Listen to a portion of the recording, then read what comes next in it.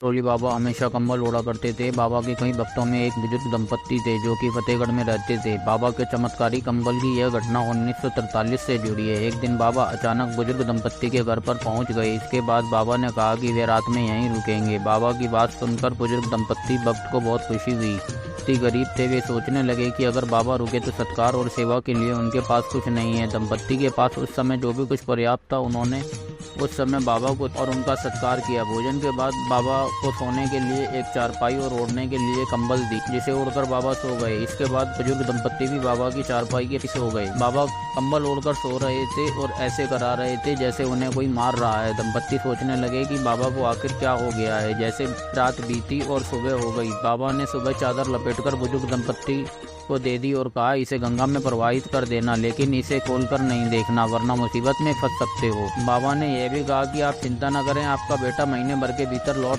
दंपत्ति भी बाबा की कई बातों का पालन करते चादर को गंगा में प्रवाहित करने के लिए ले जा रहे थे।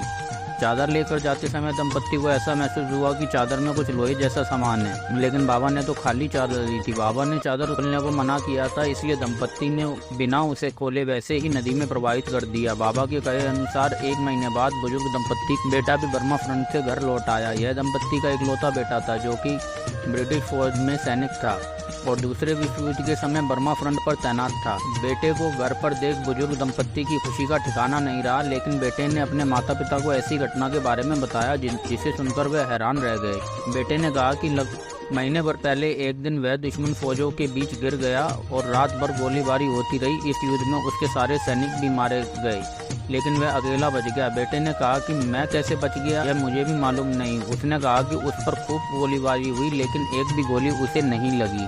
रात भर वह जापानी दुश्मनों के बीच लड़ता रहा और जीवित बच गया। इसके बाद सुबह ब्रिटिश फौज की टुकड़ी आई। दरअसल ये वही रात थी जिस रात नीम करौली बाबा बुजुर्ग दंपत्ति के घर आए और रुके थे। बुजुर्ग दंपत्ति की आंखें भर आई। उनका बेटा सकुशल वापस आ गया। साथ ही दंपत्ति बाबा के चमत्कार को भी समझ गए थे।